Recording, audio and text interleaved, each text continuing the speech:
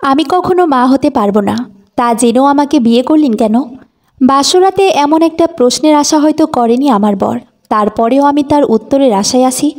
জেনে শুনে কেন সে আমাকে বিয়ে করলো আমাকে জানতেই হবে। সে আমার দিকে না তাকিয়েই শেরওয়ানি খুলতে খুলতে উত্তর দিল, কারণ আমি বাবা হতে চাই না। আমি চাই না নতুন করে কোনো বন্ধনে জড়াতে। মায়ের কথা রাখতে বিয়েটা আমি করেছি।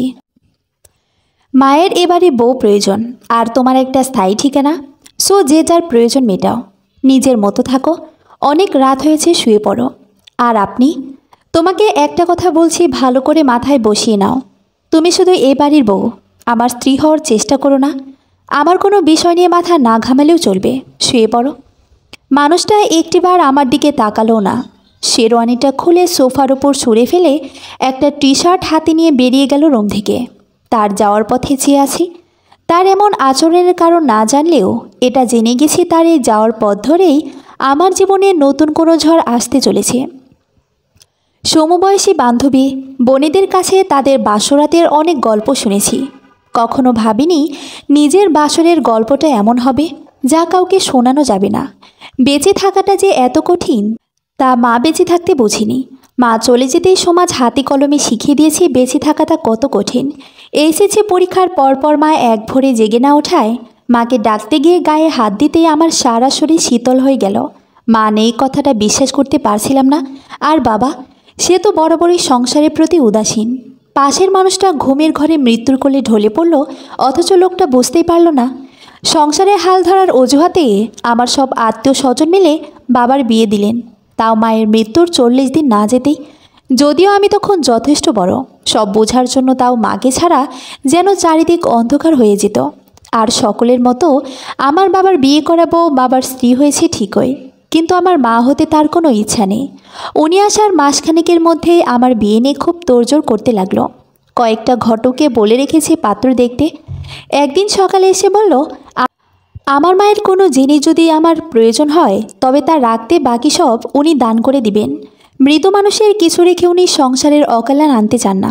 মায়ের আলমারি খুলে যদিও তেমন কিছু পায়নি, হয়তো মায়ের শাড়ি গহনা দান করার মতো সৎসাহস ওনার হয়ে ওঠেনি। মায়ের প্রতিটা জিনিসে এখনও যেন মায়ের গন্ধ লেগে আছে। কি রাখবো না ভেবে পাচ্ছিলাম না। যে সকল জিনিসে মায়ের হাতের সব বেশি লেগে আছে, তেমন কিছু জিনিস নিজের কাছে রাখলাম। ইতিমধ্যে কয়েক দফা পাত্রপক্ষ এসে দেখে গেছে আমাকে। মোটামুটি বিয়ে প্রায় ঠিকই করে ফেলেছে আমার বাবার স্ত্রী।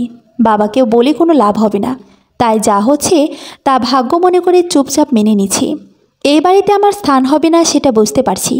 আর কিছু না হোক, অন্তত সাথে করে মায়ের কিছু স্মৃতি সাথে নিতে চায়। মায়ের জিনিস গোছাতে গিয়ে হঠাৎ একটা ফাইল চোখে পড়ল। খুলে দেখলাম আমার নাম লেখা, আর ডাক্তারের নামটাও পরিচিত। তখনই মনে পড়ল মা নিয়ে গেছিল আমাকে ওনার কাছে পেট ব্যথার জন্য, কিন্তু এসব রিপোর্টের কথা মা বলেনি। আর সেদিনের পর থেকে মা কেমন যেন হয়ে গিয়েছিল, কে যেন ভাবতো, লুকিয়ে কাঁদত। মনে একটা কৌতূহল নাড়া দিল। ফোন করে ডাক্তারের কাছে গেলাম রিপোর্টগুলো নিয়ে। আমার সিরিয়াল আসলে ভেতরে ডাকলো। ডাক্তারের সামনে বসে আছি। উনি জিজ্ঞেস করলেন কি সমস্যা। ফাইলটা এগিয়ে দিয়ে বললাম, এটাই আমার নাম লেখা। আমি জানতে চাই এটা কিসের রিপোর্ট। এটা তো অনেক আগের রিপোর্ট। এতদিন পর আসছো রিপোর্ট দেখাতে? আমি জানতাম না এটার সম্পর্কে। আসলে মা, ও মনে পড়েছে, তোমার মা এসেছিল রিপোর্ট নিয়ে। তোমার মা তোমাকে কিছু বলেনি? না। কী হয়েছে ডাক্তার? তোমার কখনো পিরিয়ড হয়েছিল? মানে না। তোমার কাছে বিষয়টা অস্বাভাবিক লাগেনি? লেগেছে, কিন্তু মা বলল কারো কারো দেরিতে হয়। বুঝেছি তোমার মা তোমাকে কিছুই বলেনি। আসলে আমি অনেক দুঃখিত তোমাকে ব্যাপারগুলি বলতে হচ্ছে, তবে তোমার নিজের ব্যাপারে ক্লিয়ার থাকা উচিত। আমি কিছুই বলতে পারছি না। ডাক্তার মাকে কি বলেছে বা আমার কি হয়েছে কিছুই বুঝতে পারছি না। ডাক্তার মলিন মুখে বললেন, আসলে তুমি কখনো মা হতে পারবে না। ডাক্তারের মুখে কথাটা শুনে পায়ের নিচ থেকে যেন মাটি সরে গেল। চোখ থেকে আপনা আপনি পানি পড়ছে। ডাক্তার সান্ত্বনা দিয়ে বললেন, প্লিজ শক্ত হও। এটা কোনো রোগ নয় বা লজ্জারও নয়। তোমার জন্ম থেকে জয়েরও নেই। এটা অনেকের হয়। আল্লাহ পাক সবাইকেই কিছু থেকে বঞ্চিত করেন, তবে তার 100 গুণ অন্যভাবে দেন। তোমার জরায়ু জন্মগতভাবেই তৈরি হয়নি। একে মেডিকেলের ভাষায় বলে মোলারিয়ান অ্যাজেনেসিস। এই কারণে তোমার পিরিয়ড হয়নি। আর এটা তো চোখ বা কিডনির মতো অর্গান নয়। প্রতিস্থাপন করা যায় তবে তা খুব ব্যয়বহুল, আর বাংলাদেশেও পসিবলও নয়। দেখো, এখানে তো তোমার দোষ নেই, তাই না? আসলে শিশু মেয়ে ভ্রূণ অবস্থায় মরিনিয়ান ড্রাগ থেকে জরায়ু, ফ্যালোনিয়ান টিউব এবং যোনি তৈরি হয়। কোনো কারণে তা তৈরি হয় না বা ডেভেলপ হয় না, তাই জরায়ুর কার্যক্ষমতা হারায়। একে primary ammonia due to মোলারিয়ান agenesis বলে। আজকাল বাচ্চা অ্যাডপ্ট নেওয়া যায়, টেস্ট টিউব বেবি নাই, কত উপায় আছে, সেখানে এত হতাশার কিছু নেই। বিয়ে মানেই তো বাচ্চা জন্ম দেওয়া, তাই না? দেখো, পুরুষেরও শারীরিক অক্ষমতা যেমন আছে, তারও চিকিৎসা আছে, তেমনি এরও চিকিৎসা আছে। ডাক্তারি কোনো কথাই আমার কানে যাচ্ছে না, আমার বুক ফেটে কান্না আসে। সারা জীবন শুনেছি নারী তখনই পরিপূর্ণ হয় যখন সে মা হয়। তবে কি আমি এক অপূর্ণ নারী হয়ে থাকব? মুহূর্তেই চোখের সামনে সব স্বপ্নগুলো ভেঙে যেতে দেখছিলাম। ডাক্তার উঠে এসে আমার কাঁধে হাত রেখে বলল, এত ভেঙে পড়ো না, তোমার সামনে এখনও পুরো জীবন পড়ে আছে। সব মানুষেরই কোনো না কোনো অক্ষমতা থাকে, তার মানে এই নয় যে জীবন থেমে যাবে। মা হওয়াটাই একজন নারীর জন্য সব না। একজন নারী প্রথমে মা হয়, তার মানে মনে যদি মাতৃত্ব থাকে, তাহলে দেখো, যে কোনো একটা উপায়ে তুমি ঠিকই মা হতে পারবে। নিজেকে শক্ত করো। ডাক্তারের কথার কোনো উত্তর দিতে পারিনি, শুধু তাকে জড়িয়ে ধরে খুব কেঁদেছিলাম। ডাক্তারের চেম্বার থেকে বেরিয়ে বাড়ির পথে হাঁটা ধরলাম। মায়ের বলা কথাগুলো বারবার কানে বাজছে। তখন মায়ের কথাগুলো বলার কারণ খুঁজে না পেলেও আজ পাচ্ছি। মা প্রায় আমাকে বোঝাতো, দেখ মনি, একটা মেয়েকে জীবনে অনেক কিছু সহ্য করতে হয়। সব মানুষের মাঝে সব গুণ একসাথে থাকে না। আমাদের সবাইকে আল্লাহ রাব্বুল আলামিন কোনো কোনো দুর্বলতা দিয়েছে, আবার সেই দুর্বলতা দূর করার জন্য অন্য কোনো ক্ষমতাও দিয়েছে। কোনো একটা দুর্বলতার জন্য নিজেকে কখনো ছোট মনে করবি না। আল্লাহ আমাদের সৃষ্টির শ্রেষ্ঠ জীব বানিয়েছেন, আমাদের বিবেক বুদ্ধি ধৈর্য শক্তিদান দিয়েছেন। সেসব কাজে লাগিয়ে নিজের দুর্বলতা দূর করতে হবে। যে কোনো পরিস্থিতিতে হোক, সেটা কঠিন বা সহজ, সবসময় ধৈর্য ধারণ করে আল্লাহর প্রতি বিশ্বাস রেখে তা মোকাবেলা করবি। বাড়িতে এসে দেখি পাত্রপক্ষ বিয়ের সব জিনিস নিয়ে এসেছে। পরশু আমার বিয়ে, কিন্তু এত বড় একটা কথা না জানিয়ে কী করে বিয়ে করব, কি করব ভেবে পাচ্ছিলাম না। নিজের অক্ষমতার কথা লজ্জায় বলতেও পারছিলাম না। আমাদের সমাজে যাই ঘটুক, লজ্জাটা কেবল নারীর হোক, সেটা বিয়ে ভাঙা কিংবা ধর্ষণ অথবা মা না হতে পারা, সব কিছুর লজ্জার বোঝাটা নারীকেই নিতে হয়। যত যাই হোক, কাউকে অন্ধকারে রেখে জীবনের নতুন অধ্যায় শুরু করা আমার দ্বারা অসম্ভব।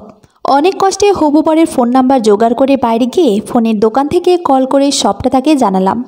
মিথ্যা দিয়ে শুরু কোনো সম্পর্কের ভবিষ্যৎ কখনো ভালো হতে পারে না।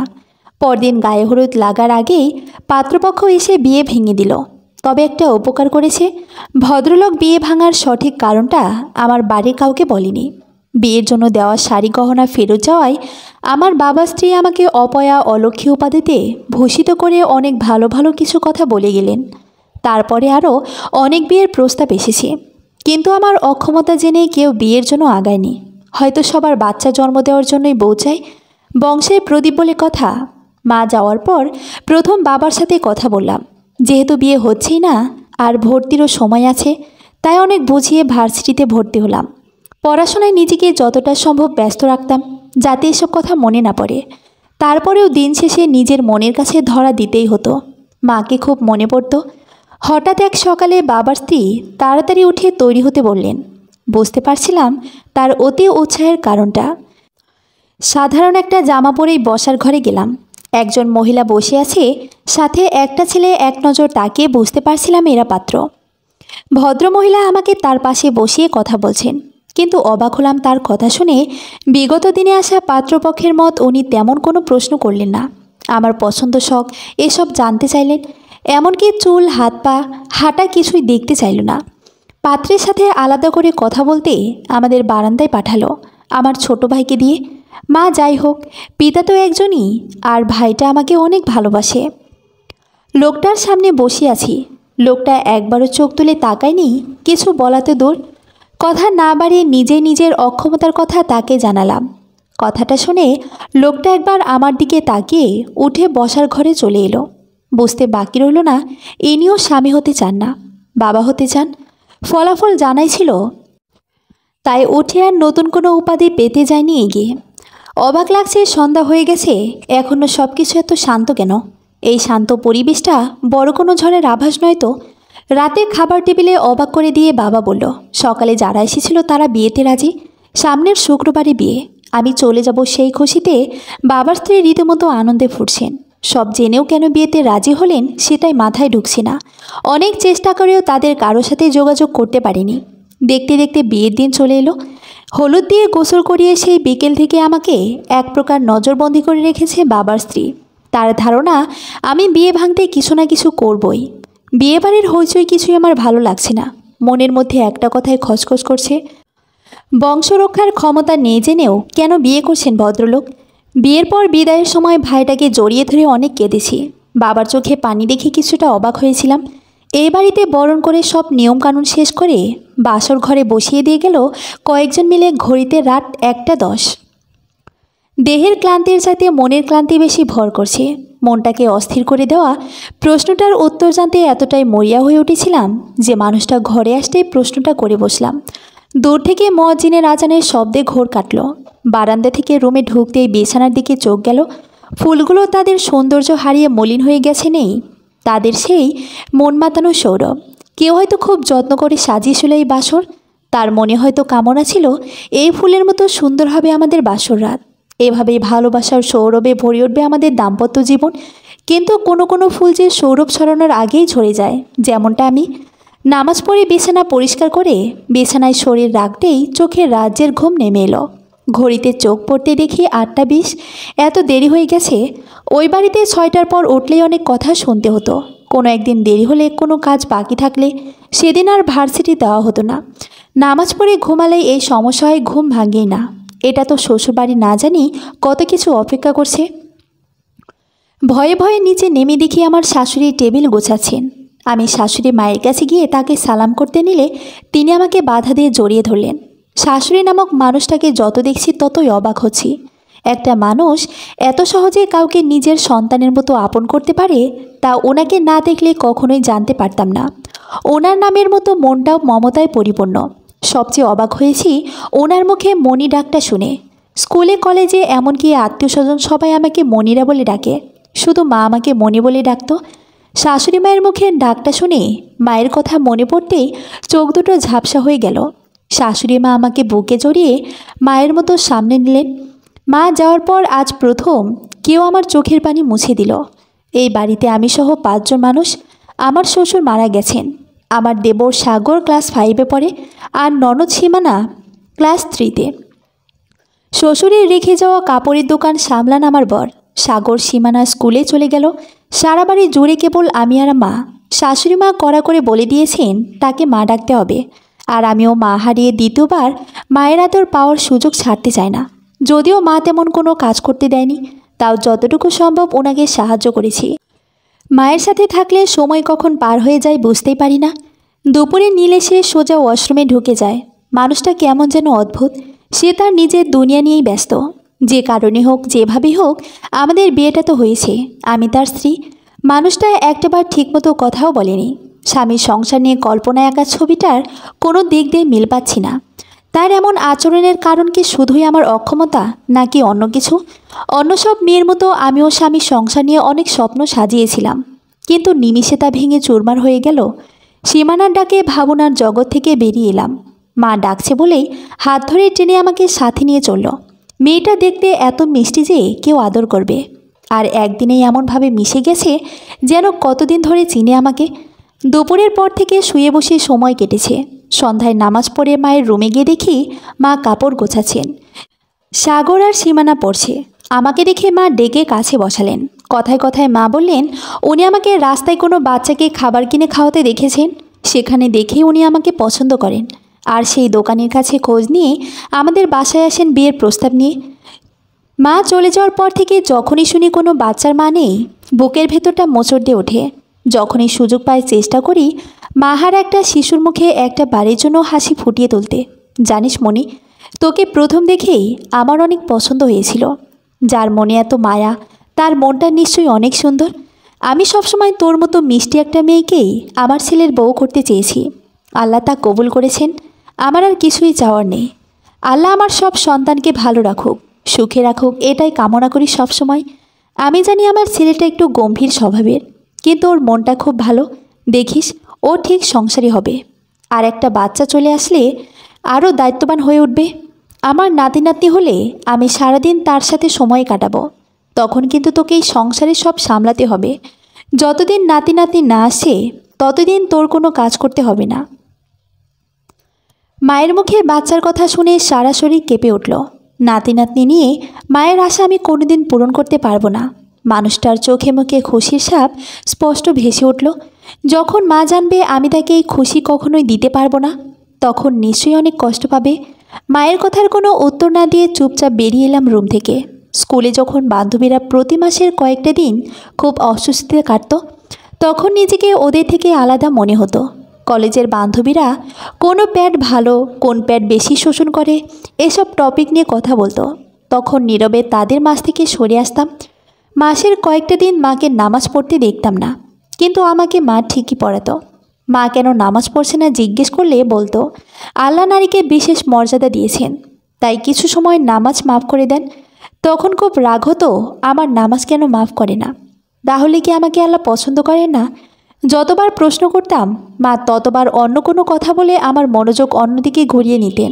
এখনও মনে আছে, পাশের বাড়ির কারো ছোট বাচ্চা হলে বারবার সেই বাচ্চাকে কোলে নিতে তাদের বাড়ি যেতাম। মাকে বলতাম, আমাদের বাসায় কেন বাবু আনো না? বাচ্চাদের প্রতি আমার কেমন যেন একটা অন্যরকম টান অনুভব হয়। কিছু পড়ার শব্দে তাকিয়ে দেখি নীল নিজে থেকে কিছু তুলে পকেটে রাখলো। বারান্দা থেকে রুমে আসতে আসতে নীল বেরিয়ে গেল রুম থেকে। আজ বিয়ের 7 দিন হয়ে গেছে। এই 7 দিনে একবারও বাবা একটা খোঁজ নেয়নি। হয়তো আপদ বিদায় হয়েছে ভেবে ভালো হয়েছে। সারাদিন মায়ের সাথে থেকে সময় কেটে যায়। সাগর সীমানা সারাক্ষণ ভাবি ভাবি করে আমার আগে পিছে ঘুরে। ছেলেমেয়ে দুটো খুবই শান্ত আর পড়ালেখায় খুব ভালো। এই 7 দিনে নীলের সাথে 7 সেকেন্ডেও কথা হয়নি। নিজের কারে রুমে আসে, কাজ শেষে বেরিয়ে যায়। রাতে রুমে থাকে না, হয়তো বাড়িতেই থাকে না। তবে এই ব্যাপারে মাকে কিছুই বলিনি আমি। রাত 12:45, নীল এখনও ফেরেনি, ফোনও বন্ধ। মা দোকানে গিয়েছিল সাগরকে নিয়ে খোঁজ নিতে, কিন্তু দোকানও বন্ধ। মা জেগে আছে, বারবার গেটের দিকে তাকাচ্ছে। মা অনেকবার বলেছে আমাকে শুয়ে পড়তে, কিন্তু মাকে এভাবে চিন্তায় রেখে রুমে গিয়ে শান্তি পাবো না। মায়ের সাথেই বসে আছি। সাগর সীমানা মায়ের পাশে বসে থেকে ঘুমিয়ে পড়েছে। ভোরবেলা গেটের শব্দে মা দৌড়ে গিয়ে গেট খুলল। দোকানে ছেলে এসেছে, মায়ের হাতে কিছু দিয়ে কে যেন বলে ছেলেটা চলে গেল।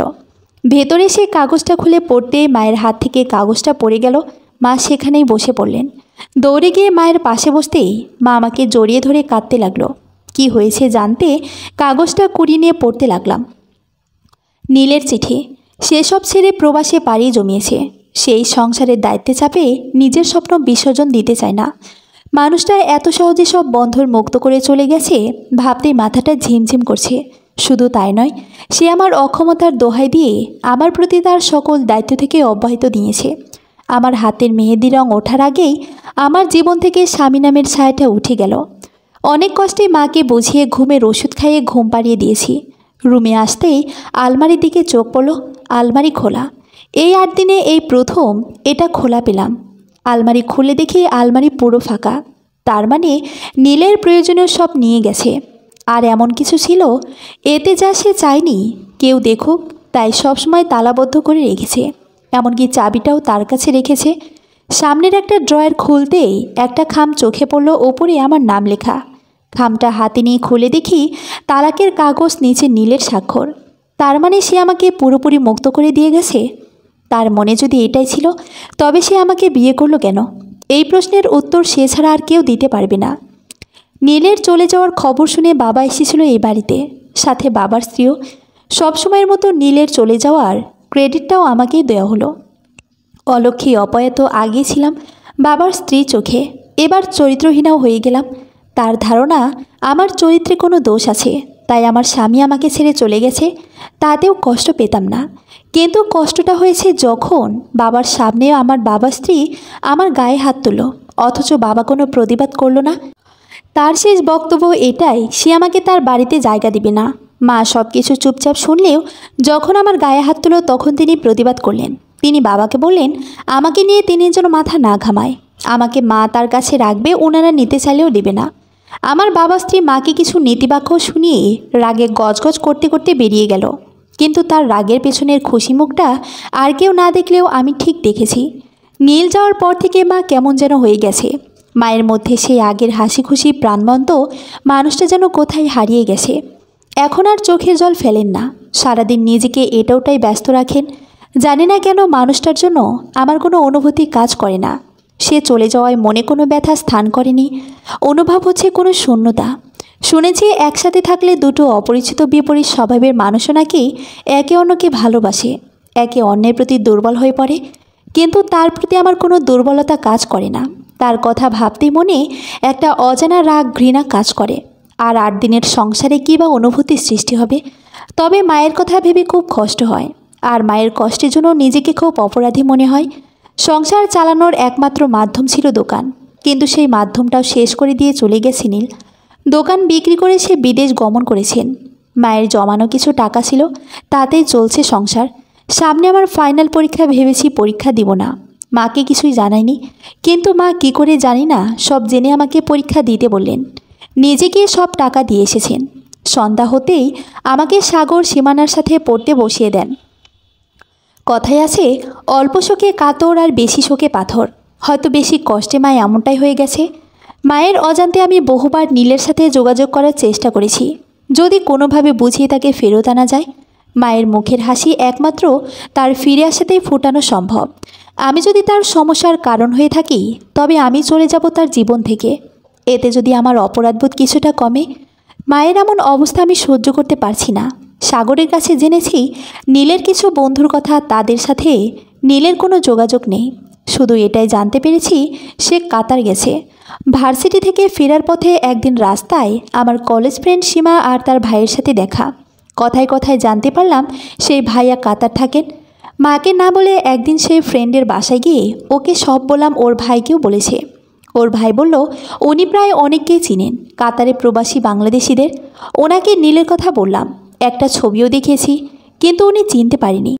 মনে ছোট্ট একটা আশা বাসা বেঁধেছিল, তাও শেষ হয়ে গেল। আমার পরীক্ষার পর একদিন হঠাৎ কোনো আননোন নাম্বার থেকে ফোন আসলো, আর নাম্বারটাও কেমন যেন অন্য নাম্বারের মতো না। ফোন রিসিভ করতেই অপর পাশ থেকে বলল, হ্যালো মনিরা বলছো? জি, আপনি কে? আমি সৌরভ, সীমার ভাই। সীমার কাছে থেকে তোমার নাম্বার পেয়েছি। ও আসসালামু আলাইকুম, কেমন আছেন? ওয়ালাইকুম আসসালাম, ভালো আছি। শোনো, যা বলতে ফোন করেছি। তুমি বলেছিলে না তোমার স্বামী নীলের কথা? আমি যেখানে কাজ করি এখানে নীল নামের একজন নতুন জয়েন্ট করেছে, তবে আমি শিওর না এই নীল সে কিনা। আজকে তাকে আমি দেখেছি, তুমি যে ছবি দিয়েছিলে তার সাথে এই নীলের কিছুটা মিল আছে, কিন্তু আমি শিওর না হয়ে কিছু বলতে পারছি না। আমি তোমাকে তার ছবি পাঠাচ্ছি, তুমি তোমার ইমো বা এফবি আইডি আমাকে দাও। আমার তো সেসব কিছুই নেই। আচ্ছা ঠিক আছে, কাল ওখানের বিকেল 5টায় কোনো দোকানে থেকো যেখানে নেট আছে, আমি তোমাকে ফোন দিব। সৌরভ ভাইয়ের কথা মতো পরদিন বিকালে গলির মোড়ের এমন একটা দোকানে গেলাম। কিছুক্ষণ পর উনি ফোন করে বললেন দোকানের ছেলেকে ফোন দিতে। দোকানের ছেলেটার সাথে কথা বলে উনি ফোন রেখে দিলেন। একটু পর দোকানের ছেলেটা আমাকে তার ফোনে কিছু দেখতে বলল। ফোনের স্ক্রিনে তাকিয়ে চমকে উঠলাম, নীলের ছবি। তার মানে এই সেই নীল। তবে তার মধ্যে বেশ পরিবর্তন এসেছে। আগের ছবিটার সাথে এখনকার ছবির তেমন কোনো মিল নেই, কিন্তু ওনার কপালের উপরে তিলটা এখনও আগের মতোই আছে। বাসায় এসে ভাবছি মাকে নীলের কথা বলবো কি বলবো না।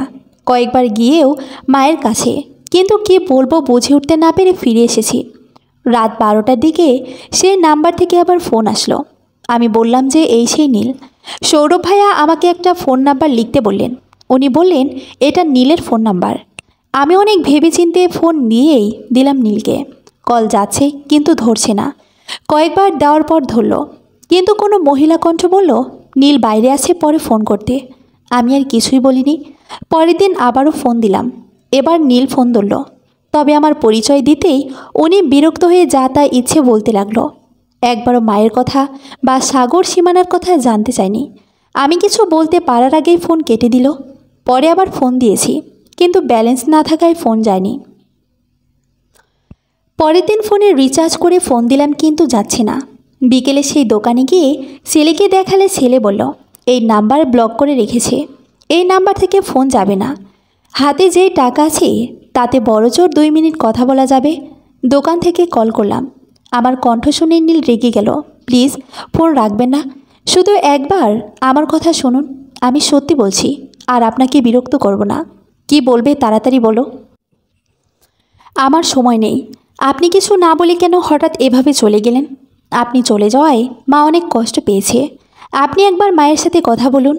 আমি যদি কোনো ভুল করে থাকি তবে আমাকে যা শাস্তি দিতে চান দিন, কিন্তু আপনার আপনজনদের কষ্ট দিবেন না। আপনি ফিরে আসুন। দেখো, তোমার এসব ফালতু কথা শোনার সময় আমার নেই। আর কখন আমাকে ফোন করবে না। তুমি নিজের চিন্তা করো। মাকে বলে দিও তার কথায় তোমাকে বিয়ে করে আমি আমার ঋণ পরিশোধ করেছি। আমার কাছে আর কোনো কিছু দাবি বা আশা যাতে না করে। আমাকে একটা কথা বলার সুযোগ না দিয়ে উনি ফোন রেখে দিলেন। সারাটা রাস্তা আস্তে আস্তে শুধু এটাই মনে ঘুরছিল, এ কেমন সন্তান। মায়ের ঋণ কি কখনো শোধ করা যায়? মায়ের একদিনের কষ্ট সন্তান সারা জীবন চেষ্টা করলেও কি শোধ করতে পারবে? এত সহজে উনি বলে দিলেন ওনার কাছে কোনো দাবি কোনো আশা না রাখতে। মায়ের ভালোবাসার কোনো দাম নেই ওনার কাছে। কেন করছে এসব? শুধু একটা উন্নত জীবনের জন্য, কিছু টাকার জন্য এভাবে কি করে কেউ সব কিছু ত্যাগ করতে পারে? লজ্জা ভয় সব ত্যাগ করে কয়েকদিন পর আবারও তাকে ফোন করেছি, কিন্তু নাম্বারটা বন্ধ। হয়তো বদলে ফেলেছে। আমাদের জীবনে যাই ঘটে যাক, সময় কখনো থেমে থাকে না। নীল চলে গেছে, আজ 2 বছর কেটে গেছে। 2 বছরে অনেক কিছু বদলে গেছে, বদলায়নি এই বাড়ির মানুষগুলোর জীবন। মা আজও তেমনই নীরব। আমি পাশের একটা স্কুলে চাকরি করি, যা টাকা পাই নিজের খরচ চলে। মা বারণ করেছিল, কিন্তু আমি জোর করে চাকরিটা নিয়েছি। সরকারি কোনো চাকরি হচ্ছে না টাকার জন্য, বেসরকারিতে হচ্ছে না কোনো সুপারিশের জন্য।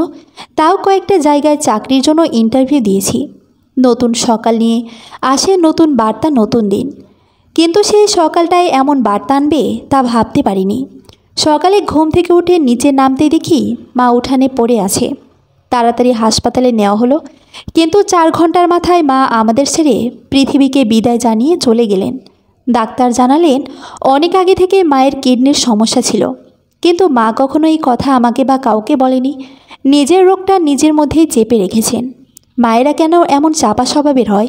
সন্তানের কোনো সমস্যা হলে তারা না বললেও বুঝে নেয়, অথচ নিজের এত বড় একটা রোগ হাসি মুখের আড়ালে লুকিয়ে রেখেছেন। কেন একটাবার সুযোগ দিল না তার জন্য কিছু করার? কেন একবার ভরসা করল না আমার ওপর? কেন এক সন্তান হারা মা অন্য সন্তানদেরও নিজে থেকে দূরে ঠেলে দিলেন? জীবনে যাকে আঁকড়ে ধরেছি তাকেই হারিয়েছি। মাঝে মাঝে জীবনের প্রতি খুব অভিমান হয়। কেড়ে যদি নেবে, কেন বাঁধে মায়ের বাঁধনে? নাকি আমি বাঁধতে পারি না কাউকে? ভাবি, মা আয়। সীমানা স্কুলের জন্য রেডি হয়ে হাতে চিরুনি ফিতা নিয়ে দাঁড়িয়ে আছে।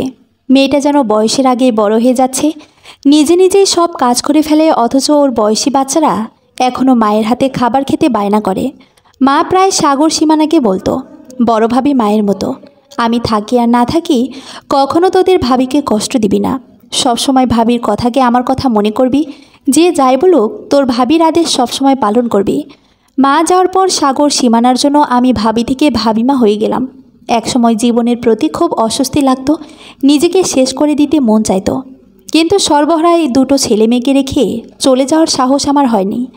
এই বাড়িতে এসেছে 1 যুগ কেটে গেছে। সময় তার নিজস্ব গতিতে চলছে, সে কারো জন্য থেমে থাকে না। অনেক কিছু বদলে গেছে এই 1 যুগে, শুধু বদলায়নি আমাদের 3টা মানুষের সম্পর্কর বাঁধনটা। এখনও সাগর সীমানা সেই ছোট্টবেলার মতো আমার আগে পিছিয়ে ঘোরে। ভাবি মা ছাড়া তাদের কোনো কিছুই চলে না। আজ সাগরের অনার্স পরীক্ষার রেজাল্ট, জানি সবসময়ের মতো আজও ভালো করবে।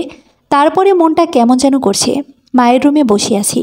মা যাওয়ার পর রুমের সব কিছু তেমনই রেখেছি। এই রুমটাতে আসলে আজও মাকে অনুভব করতে পারি। মনে হয় যেন সব কিছুতে এখনও মায়ের ছোঁয়া লেগে আছে। প্রতিদিন কয়েকবার এসে মায়ের সব জিনিসে হাত বুলিয়ে মায়ের স্পর্শ নেওয়ার চেষ্টা করি। স্কুলের চাকরিটা ছেড়ে দিয়েছি অনেক আগে। অর্ধেক দিন বাইরে থেকে ছেলে মেয়ে দুটোর যত্ন নিতে পারছিলাম না। আগে টিউশনি করে নিজের পড়ার খরচ চালাতাম, তেমনি কয়েকটা টিউশনি করে কোনোরকম চলতো, কিন্তু সাগর সীমানার স্কুলের বেতনটা দিতে একটু টানাটানি হয়ে যেত। যখন বাইরে বেরোতাম নানান লোকে নানান কথা বলল, সামনেই অনেকে বাজে মন্তব্য করত, কিন্তু কারো কথায় কান দেয়নি। আমার শুধু একটা লক্ষ্য ছিল, যেভাবেই হোক সাগর সীমানাকে মানুষ করা। এর জন্য আমি জীবনের শেষ দিন পর্যন্ত চেষ্টা চালিয়ে যাব। এখন আর বাইরে গিয়ে পড়াই না, ছেলেমেয়েরা বাড়িতে এসে পড়ে। মা সব জানার পরেও আমার অক্ষমতা নিয়ে কখনো কোনো কথা বলিনি। কিন্তু হঠাৎ মারা যাবার আগের রাতে আমাকে ডেকে পাশে বসিয়ে বলল, মনি, তোকে একটা কথা বলতে চাই। যদিও এই কথা খুব কম মানুষই জানে, নীল আমার সন্তান, কিন্তু ওকে আমি জন্ম দেইনি। নীলের মা নীলের 12 বছর বয়সে হঠাৎ কোথাও চলে যায়। তখন নীলের বাবা মানে তোর শ্বশুর আমাকে বিয়ে করে। জানিস, প্রথম যখন নীলকে দেখেছিলাম আমার মনটা কেমন যেন করে উঠেছিল। এমন সুন্দর একটা বাচ্চা মাহারা ভাবতেই বুকটা মোচড় দিয়ে ওঠে।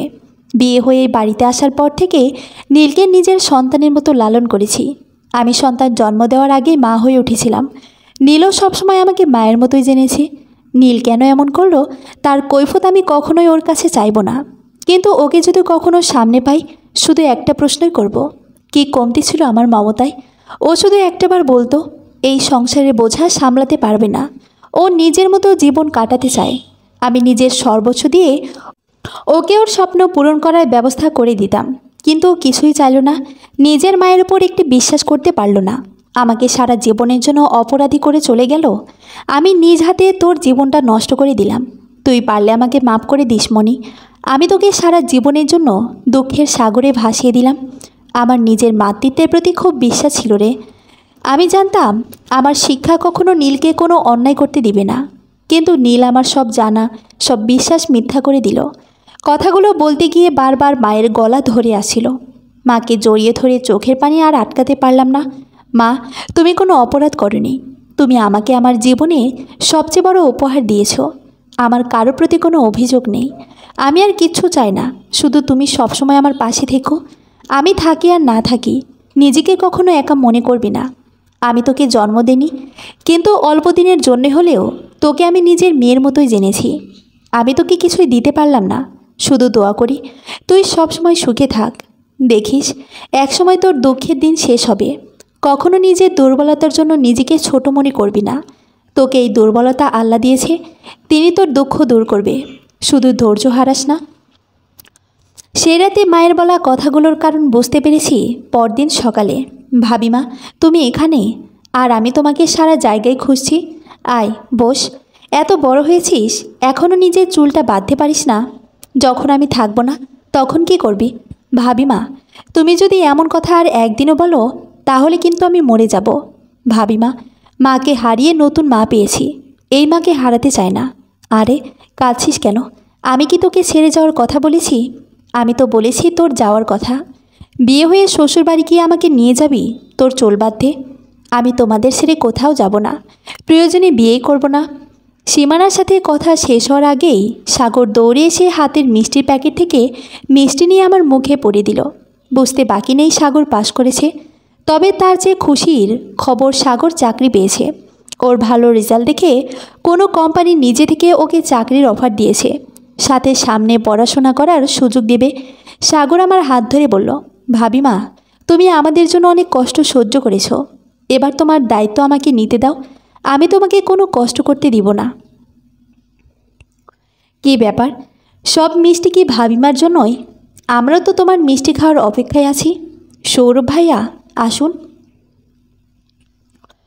আমি তো আগেই জানতাম তুমি ভালো করবে, শুধু শুধু তোমার ভাবিমা চিন্তা করছিল। সৌরভ ভাইয়া, ভাবিমাও জানতো ভাইয়া ভালো করবে, তারপরেও চিন্তা করে সবসময়ের মতো। কথায় আছে, বিপদে প্রকৃত বন্ধুর পরিচয়। সেই প্রকৃত বন্ধু হয়ে আমার কঠিন বিপদে পাশে থেকেছিস। অথচ কলেজে তেমন বন্ধুত্ব ছিল না আমাদের, তারপরে মেয়েটা সবসময় আমার বিপদে পাশে থেকেছে, আমাকে সাহস দিয়েছে। সেখানে আমার ফ্রেন্ডরা যাদের ছাড়া চলতোই না, তারা রাস্তায় আমাকে দেখলেও অদেখা করে চলে গেছে। হয়তো স্বামী ত্যাগ করেছে এমন বান্ধবীর পরিচয় দিতে তারা লজ্জা পেত। সীমা প্রায় এই বাড়িতে আসতো, মাঝে মাঝে ওর ভাই সৌরভও। সব ভালোই চলছিল, কিন্তু হঠাৎ একদিন সৌরভ এসে আমাকে সোজা বিয়ের প্রস্তাব দিয়ে বসলো। সীমাও ভাইয়ের সাথে তাল মিলিয়ে আমাকে রাজি করাতে লেগে গেল। কিন্তু আমার কাছে বিষয়টা ভালো লাগেনি। সৌরভের সাথে বাইরে দেখা করি, সৌরভ আর আমি সামনাসামনি বসে কি বলবো, কোথা থেকে বুঝবো, বুঝে উঠতে পারছিলাম না। কিন্তু চুপ থাকলেও চলবে না। আপনি আমাকে কেন বিয়ে করতে চান? দেখো, ঘুরিয়ে পেঁচিয়ে কথা বলতে আমার অভ্যস্ত নয়, তাই সহজ ভাষায় বলছি, আমি তোমাকে ভালোবাসি। আপনি সব জেনেও এসব বলছেন? সব জানি দেখেই বলছি। তোমাকে এতদিন যতটুকু জেনেছি, আমার মনে তোমার প্রতি একটা দুর্বলতার সৃষ্টি হয়েছে। আর এটা ভালো লাগা নয়, তা আমি বুঝতে পেরেছি। একটা দুর্বলতা আমারও কাছে, যা আপনি জানেন না। আমি কখনো মা হতে পারবো না। মা হওয়ার ক্ষমতা আমার নেই। একটা নারীকে ভালোবাসার জন্য শুধু কি তার মা হওয়াটাই ক্ষমতাই যথেষ্ট? কিন্তু বংশ রক্ষার জন্য শুধু একজন সন্তান দানকারী নারীই যথেষ্ট। সেসব আমি জানি না, শুধু জানি আমি তোমাকে ভালোবাসি। তোমার ভালো মন্দ, সুখ দুঃখ সব কিছুতে তোমার পাশেই থাকতে চাই। রাখবে আমায় তোমার পাশে? আমার পক্ষে বিয়ে করা, সংসার করা সম্ভব নয়। আমারও এখনও অনেক দায়িত্ব বাকি। তোমার সব দায়িত্ব আমি নিতে চাই। সাগর, সীমানাকে আমি তোমার থেকে দূর করব না। ওদের প্রতি তোমার যা যা দায়িত্ব, তা সব আমি পালন করব। তা হয় না। মানুষের কিছু কিছু সুখ দুঃখ বা দায়িত্ব আছে, যার ভাগ সে কাউকে দিতে চায় না। সাগর, সীমানার দায়িত্ব আমি কাউকে দিতে চাই না। যখন সবাই আমার থেকে মুখ ফিরিয়ে নিয়েছে, তখন একটা মানুষ আমাকে তার মমতার ছায়ে আশ্রয় দিয়েছে। তার নারী ছেঁড়া ধনদের কোনো অযত্ন আমি বেঁচে থাকতে হতে দিব না। আমি ওদের নিজের সন্তানের মতো ভালোবাসি। আর আমার সন্তানের দায়িত্ব নেওয়ার অধিকার আমি কাউকে দিব না। কিন্তু আমাকে অপেক্ষা করার অধিকার দাও। যতদিন তোমার সন্তানের প্রতি তোমার দায়িত্ব শেষ না হয়, ততদিন তোমার অপেক্ষার অধিকারটুকু আমায় দাও। কি পাগলামি করছেন? কেন নিজের জীবনটা এভাবে নষ্ট করবেন আমার জন্য? আমার জন্য অপেক্ষা করবেন না। আমার দায়িত্ব একদিন বা 1 বছরের নয়, জানি। কিন্তু আমার জীবন শেষ হওয়ার আগে তো শেষ হতেও পারে। আমি জীবনের শেষ দিন পর্যন্ত তোমার অপেক্ষা করব। এবার বলো, দিবে সেই অধিকার? সেদিন সৌরভের বাড়িয়ে দেওয়া হাতটা ধরার সাহস আমার হয়নি। তারপরেও এতগুলো বছরে মানুষটা ছায়ার মতো আমার পাশে থেকেছে। যে কোনো বিপদে কোনো না কোনো উপায়ে সাহায্যের হাত বাড়িয়ে দিয়েছে। আজও তার চোখে সেই প্রথম দিনের মতো ভালোবাসা ফুটে ওঠে। এত বছরে আমার প্রতি ভালোবাসা একটুও কমেনি। কিন্তু আমি তাকে ভালোবাসা কিনা জানি না। কখনো তাকে নিয়ে সেভাবে মনে কোনো কল্পনার বাসা বাঁধতেই দেয়নি। মনে সবসময় একটাই কথা চলেছে, কী করে সাগর, সীমানাকে মানুষ করব। তবে মানুষটার প্রতি আমার মনে একটা অনুভূতি খুব কাজ করে, সেটা হলো বিশ্বাস। জানি না কেন মানুষটাকে চোখ বন্ধ করে বিশ্বাস করা যায়। কিন্তু কথায় আছে, যেখানে বেশি বিশ্বাস থাকে সেখানেই তা ভাঙার ভয়টাও বেশি থাকে। সৌরভ আজও আমার উত্তরের অপেক্ষায় আছে। তার চোখ দুটো আমাকে রোজ প্রশ্ন করে, কবে তার জীবনে আমি পরিপূর্ণভাবে প্রবেশ করব। কিন্তু সেদিনের মতো আজও আমি কোনো উত্তর দিতে পারি না। জানি না কখনো পারবও কি না। জীবনে অনেক চড়াই উত্তরায় পার করেছি, কিন্তু আজ মনে অন্যরকম একটা অনুভূতি হচ্ছে। আজ বাড়িতে বিয়ে সকাল থেকে তারই প্রস্তুতি চলছে। তেমন কেউ না থাকায় নিজেকে সবটা সামলাতে হচ্ছে। তারপরেও মনে একটা শান্তি কাজ করছে। আজ আমার সাগরের বিয়ে, তাও সেই মেয়ের সাথে যা কেউ ভালোবাসে। একদিন হঠাৎ সাগর, সীমানা দুজন এসে আমার সামনে বসে আমার হাত ধরে আমায় বলল, ভাবিমা, তুমি নিজের সব দুঃখ সুখ বিসর্জন দিয়ে আমাদের মানুষ করেছো। আমরা এখন তোমাকে সুখী দেখতে চাই। তুমি আমাকে সেই যোগ্য করেছো ভাবিমা, যে আমি এই সংসারে হাল ধরতে পারবো। এবার তুমি শুধু আরাম করবে, কোনো কাজ করতে হবে না তোমাকে, ঠিক আছে? একবার এই সংসার সামলানোর মতো কেউ চলে আসুক, আর সীমানার মেডিকেলের পড়া শেষ হোক। তখন তোরা বললেও আমি কোনো কাজ করব না। ভাবিমা, আমার পড়া তো চাইলেও সময়ের আগে শেষ করা যাবে না, কিন্তু সংসার সামলানোর মানুষ চাইলে এক্ষুনি আনতে পারো। ঠিক না ভাইয়া? বলবো লিজাপুর কথা? তুই বেশি কথা শিখেছিস, মারবো এক থাপ্পড়। ভাবিমা, দেখো না, আমি সত্যি কথা বলেছি, ও আমাকে মারছে। তুই চুপ করবি? এবার কিন্তু সত্যি খুব মায়ের খাবি। আহ, তোরা কি বাচ্চাদের মতো মারামারি শুরু করেছিস? থাম তো। সাগর লিজাকে, ভাবিমা, আমার সাথে পড়তো। শুধু পড়তো না ভাবিমা, ওরা প্রেম করতো। সীমানা, তুই যা তো। সাগরের সাথে আমার কথা। সীমানার রুম থেকে বেরিয়ে গেলে সাগরের সাথে কথা বলে জানতে পারলাম ও লিজা নামের কাউকে ভালোবাসে। কিন্তু লিজার বাবা ওদের সম্পর্ক মানবে না ভেবে সাগর লিজার কাছ থেকে দূরে সরে গেছে। কিন্তু মেয়েটা সত্যি ওকে খুব ভালোবাসে, আর সাগর ওকে ভালোবাসে। কিন্তু আমাদের জীবনে অশান্তি না বাড়াতে চুপচাপ নিজের ভালোবাসা ত্যাগ করে সরে এসেছে। সীমানা সব জানত, কিন্তু সাগর এসব আমাকে শোনাতে বারণ করায় সীমানা কিছুই বলেনি। সাগরকে কিছু না বলে সীমানার কাছ থেকে লিজার বাবার ঠিকানা নিয়ে দেখা করতে গেলাম। প্রথমে উনি মানতে চাননি। একমাত্র মেয়েকে এমন মধ্যবিত্ত পরিবারে বিয়ে দিতে তিনি রাজি নন। অনেক বোঝানোর পর মেয়ের ভালোবাসার খাতিরে ভদ্রলোক রাজি হলেন। সন্ধ্যার পর বরযাত্রী বেরিয়ে গেছে বউ আনতে। আমি নতুন বউ বরণ করার সব প্রস্তুতি শেষ করে বাইরে আসতেই শব্দ পেলাম ওদের আসার। নতুন বউকে বরণ করে ঘরে নিলাম। লিজা মেয়েটা খুবই ভালো, যেমন দেখতে সুন্দরী তেমন ভালো ওর ব্যবহার। এত বড়লোকের মেয়ে হয়েও আমাদের পরিবেশে নিজেকে খুব সহজে মানিয়ে নিয়েছে। সাগর সীমানার মতো লিজাও ভাবি মালবের ডাকে আমাকে। সাগর লিজা দুজনেই চাকরি করে সকালে বেরিয়ে যায়। আস্তে আস্তে সন্ধ্যা। সীমানা বিকেলের আগে ফেরে না। সারা বাড়িতে আমি একাই থাকি। সাগর জেদ করে আমার সব টিউশনি বাদ দিয়েছে। সময় কাটাতে ঘরে টুকটাক করে দিন পার করি। সেদিন মোড়ের মার্কেটের সামনে নীনা আন্টির সাথে দেখা। আন্টি প্রথম দেখে আমাকে চিনতে পারল। সাগর যখন মাধ্যমিক পরীক্ষার্থী ছিল তখন ওর দিকে নজর দিতে গিয়ে কয়েকটা টিউশনি বাদ দিয়েছিলাম। তখন আমাদের ওপরতলার 3টা রুম ভাড়া দিয়েছিলাম নীনা আন্টির কাছে। নীনা আন্টি খুব মিশুক মানুষ। কখনো মনে হয়নি উনি ভাড়াটিয়া, মনে হয়েছে নিজেদের পরিবারের একজন। ওনার মেয়ে সীমানার সাথে খেলতো। আঙ্কেলের বদলি হয় ওনারা চলে গিয়েছিল। আন্টিকে এতদিন পর দেখে খুব ভালো লাগলো। বলেছি বাসায় আসতে, কিন্তু সময় স্বল্পতার কারণে আসতে পারিনি। একমাত্র শুক্রবারটাই আমার বাড়িটা ভরা থাকে, সবাই বাসায় থাকে। সারা সপ্তাহের ক্লান্তি ছেলে মেয়ে 3টায় একদিনই দূর করে। লিজা সকাল হতেই রান্নাঘরে আমার সাথে নতুন রান্না শিখতে ব্যস্ত হয়ে পড়ে। আর সাগর সীমানা সেই ছোটোবেলার মতো এটা ওটা নিয়ে লেগে থাকে। আজ এত বেলা হয়ে গেছে কিন্তু লিজা নিচে নামলো না। সাগর বলল ঘুমাচ্ছে। এতদিনে একদিনও মেয়েটা এত বেলা ঘুমায়নি। শরীর খারাপ না তো? কফি নিয়ে রুমে গিয়ে লিজাকে ডাকলাম। বলল তেমন কিছু না, একটু ক্লান্ত লাগছে, হয়তো কাজের চাপ বেশি হয়ে গেছে। কিন্তু দুপুরে খাবার খেতে বসে খাওয়া দেখে দৌড়ে গিয়ে বমি করা একটু চিন্তা হতে লাগলো। বিকেলে ডাক্তারের কাছে পাঠালাম সাগরকে দিয়ে। খুব চিন্তা হচ্ছে। এমন হাসি খুশি মেয়েটার মুখটা কেমন মলিন হয়ে গেছে। চিন্তায় হাত পা ঠান্ডা হয়ে আসে। সন্ধ্যার দিকে সাগর লিজাকে নিয়ে বাসায় আসলো। ডাক্তার কে বলেছে জিজ্ঞেস করতেই দুজনের মুখ চাওয়াচাই করছে, কেউ কিছু বলছে না। ওদের চুপ থাকা আমার চিন্তাকে আরও বাড়িয়ে দিচ্ছে। সাগর কিছু না বলে হাতের ফাইলটা আমার দিকে এগিয়ে দিল। আমি খেয়াল করলাম আমার হাত কাঁপছে। এত কিছুর পর আর কোনো আপনজনের কোনো ক্ষতি সহ্য করার ধৈর্য আমার নেই। সীমানা ফাইলটা আমার হাত থেকে নিয়ে একটা চিৎকার করে আমায় জড়িয়ে ধরল। ভাবিমা, আমি ফুপো হতে চলেছি। লিজা আপু মা হতে চলেছে। দুঃখের অশ্রু অনেক ঝরেছে আমার দু চোখ দিয়ে, কিন্তু এই প্রথম আনন্দ অশ্রু ঝরল। লিজা সাগর দুজনের লজ্জায় লাল হয়ে আছে। লিজার কাছে যেতেই লিজা কিছু না বলে আমাকে জড়িয়ে ধরল। ক্লান্তি, বমি ভাব, মাথা ঘোরা প্রেগনেন্সির লক্ষণ। কিন্তু নিজের সাথে এমন কিছু না ঘটাই বুঝতে পারিনি এমন কিছু হতে পারে। এর মধ্যে কয়েকদিন নীনা আন্টি এসেছে।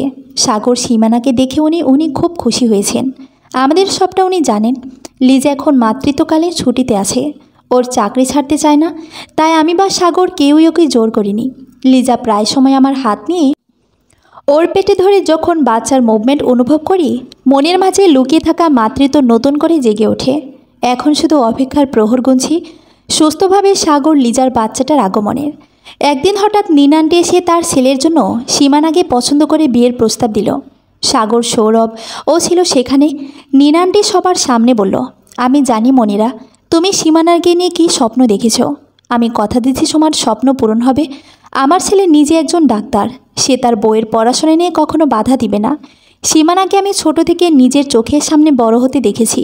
আর তোমাকে যতটুকু চিনেছি, তোমার দেওয়া শিক্ষা কখনো ভুল হতে পারে না।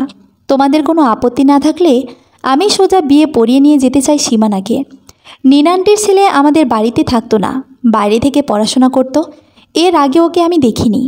সীমানার মতামত জানতে চাইলেও ও বলল, আমি ওর জন্য যা সিদ্ধান্ত নিব ওতেও রাজি। নীনা আন্টির ছেলে আকাশ মায়ের পছন্দকে নিজের পছন্দ বলে তার মতামত জানিয়েছে। সেই রাতেই আকাশ সীমানার বিয়ের কাজ সম্পন্ন করা হলো। কিন্তু সামনে সীমানার ইয়ার ফাইনাল পরীক্ষার থাকায় ওনারা সীমানাকেই বাড়িতে রেখে গেল। সীমানার বিয়ের সপ্তাহখানেক পর লিজার ছেলে হয়েছে। একসাথে এত খুশি আমার জীবনে আসবে তা স্বপ্নেও ভাবতে পারিনি। আজ মায়ের কথা খুব মনে পড়ছে। আজ মা থাকলে তার ছেলে মেয়ের সুখ দেখে অনেক মনের কষ্ট কিছুটা হলেও ভুলে যেতেন। সীমানার পরীক্ষার পর ঘরোয়াভাবে ছোট অনুষ্ঠান করে সীমানাকে নীনা আন্টি তার বাড়িতে নিয়ে গেল। বিদায়ের সময় মেয়েটা খুব কেঁদেছে। এক মেয়েকে বিদায় দিতে কতটা কষ্ট হয় একজন মায়ের তা সেদিন বুঝতে পেরেছিলাম। সারা রাত আমার ঘুম হয়নি, কেমন খালি খালি লেগেছে ঘরটা। লিজা এখন পুরোপুরি সুস্থ, ছেলের বয়স 3 মাস। সুখের সময় কিভাবে কেটে যায় তা আমরা বুঝতে পারি না। ঘুমের ঘরের দরজা ধাক্কানোর শব্দে ঘুম ভেঙে গেল। ঘড়িতে ঠিক 12টা বাজে। এত রাতে কে? লিজা হবে হয়তো। প্রায় মেহমেদ না ঘুমালে লিজা আমার কাছে দিয়ে যায়। উঠে দরজা খুলে দেখি কেউ নেই, আর সারা বাড়ি অন্ধকার হয়ে আছে। আস্তে আস্তে সামনে যেতেই হঠাৎ লাইট জ্বলে গেল, আর সামনে দাঁড়িয়ে থাকা সীমানা, আকাশ, সাগর লিজা হ্যাপি বার্থডে উইশ করছে। আজ আমার জন্মদিন। মা যাওয়ার পর থেকে এই দিনটা কখনো মনে রাখেনি। সারা উঠান ফুলে সাজানো, সামনে একটা কেক রাখা, নিচে অনেক বেলুন আর ফুলের পাপড়ি পড়ে আছে। ছেলে মেয়েগুলো কখন করলো এসব? সবার সাথে মেহমেদও জেগে। লিজা মেহমেদের হাত দিয়ে আমাকে ফুল দিয়ে কেক কাটতে নিয়ে গেল। কেক কাটা শেষ হলে সাগর আমার কোলে মেহমেদকে দিয়ে একটা চেয়ারে বসিয়ে দিল, আর ওরা সবাই আমার সামনে নিচে বসে পড়ল। আমি কিছু বলার আগে সাগর বলে উঠল, ভাবিমা, আজ তোমার জন্মদিন। তোমাকে কিছু দেওয়ার সাধ্য আমাদের নেই। তুমি আমাদের জন্য যা করেছো তার হিসেবে সারা জীবন করলেও শেষ হবে না। ভাবিমা, আমরা তোমাকে কিছুই দিতে পারবো না। আজ আমরা তোমার কাছে কিছু চাই। কি হয়েছে? তোরা সবাই এভাবে কি চাই বল? তোদের ছাড়া আমার আর কি আছে? ভাবিমা, আমরা যে যার জীবনে এগিয়ে গেছি, আমরা চাই এবার তুমি তোমার জীবনে এগিয়ে যাও। অনেক দুঃখ সহ্য করেছো তুমি জীবনে, আর না, এবার তোমার সুখের দিনে পা বাড়াও। হ্যাঁ ভাবিমা, এবার তুমি তোমার নিজের জন্য বাঁচো। নিজের জীবনের সুখটুকু দুহাত ভরে কুড়িয়ে নাও, আর সুখের জীবন থেকে মুখ ফিরিয়ে রেখো না। আচ্ছা, তোদের কেন মনে হয় আমি সুখে নেই? আমার চেয়ে সুখী আর কে আছে বলতো? আমরা যতই তোর সাথে থাকি, তোর জীবনে সেই মানুষটার জায়গা কখনোই পূরণ করতে পারবো না। যে মানুষটা তোর মনের খবর রাখবে, তোর সব অনুভূতিগুলো না বললেও বুঝতে পারবে যে তোর হাত কখনোই ছাড়বে না। একটা কথা মনে রাখবি, মনেরা আত্মীয় সবাই হতে পারে, কিন্তু মনের মানুষ সবাই হতে পারে না। আমরা তোর আত্মীয়, তোর মনের মানুষ না। সেই তোর মনের মানুষ যে তোর একটা প্রশ্নের আশায় আজও অপেক্ষায় আছে। আমার ভাইটাকে আর কষ্ট দিস না। সীমা, ওরা ছোট মানুষ, কিন্তু তুই সব জেনেও ওনার পাগলামিতে ওনাকে সাপোর্ট করছিস।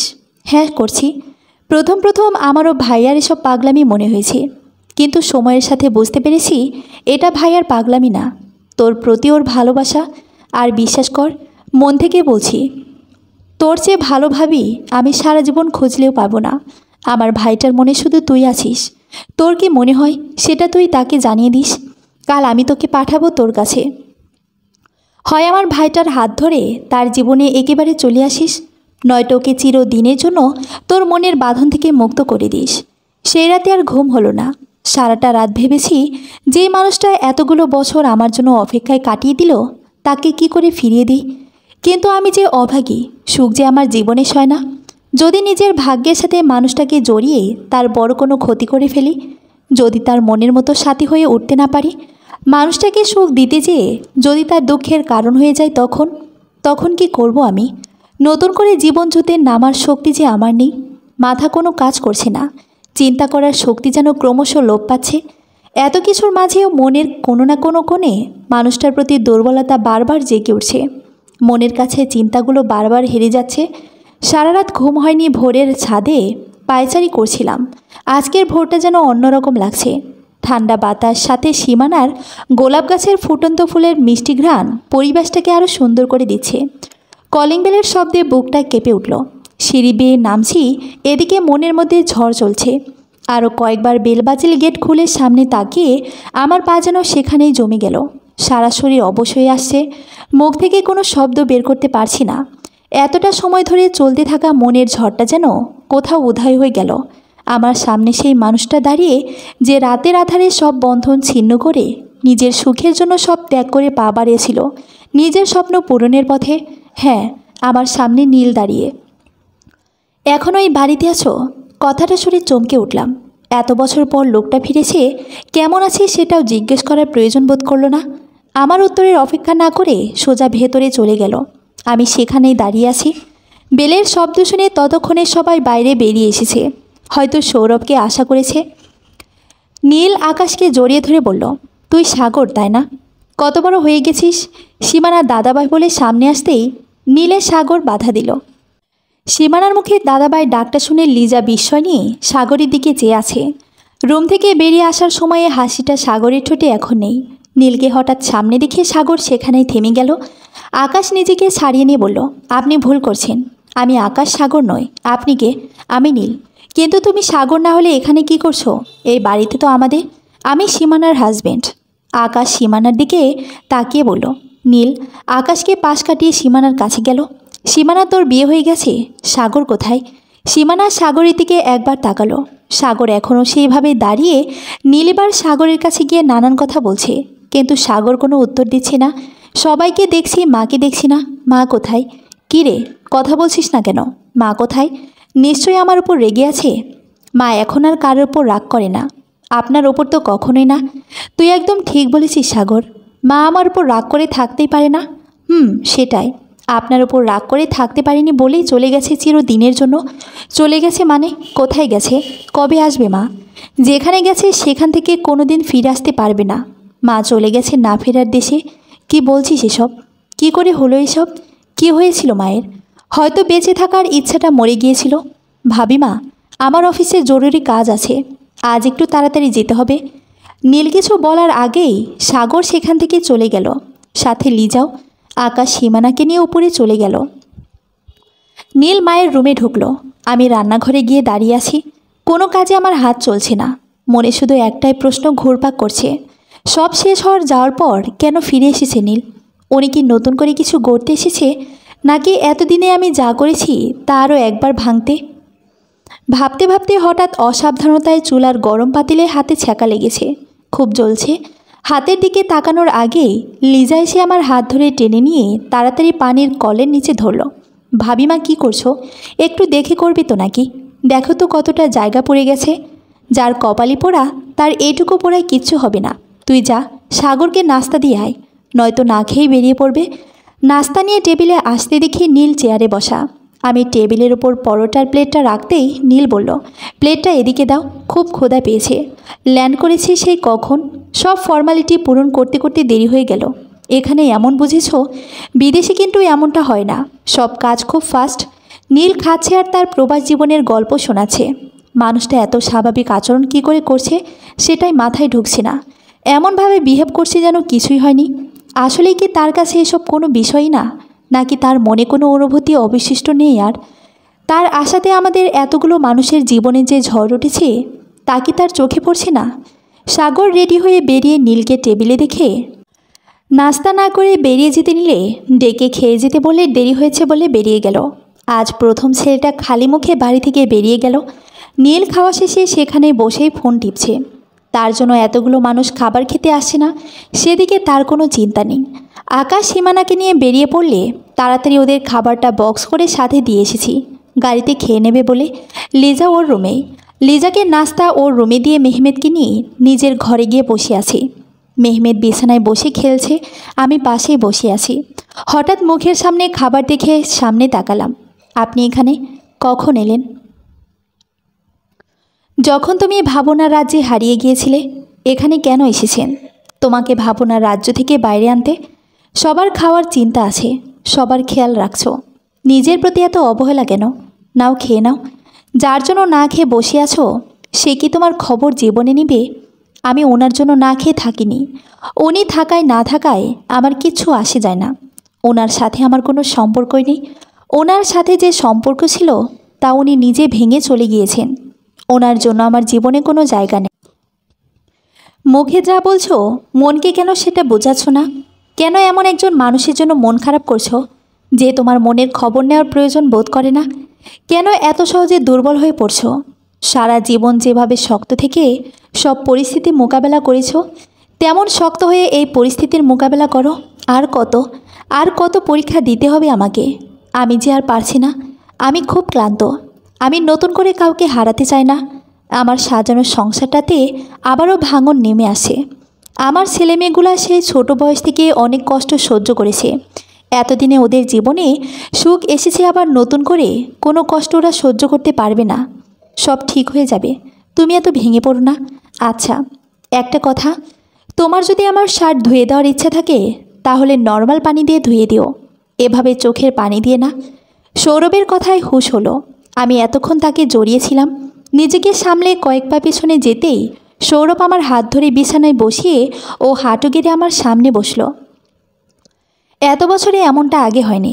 লজ্জা না সংকোচ জানি না, তবে সৌরভের দিকে তাকাতে পারছিলাম না।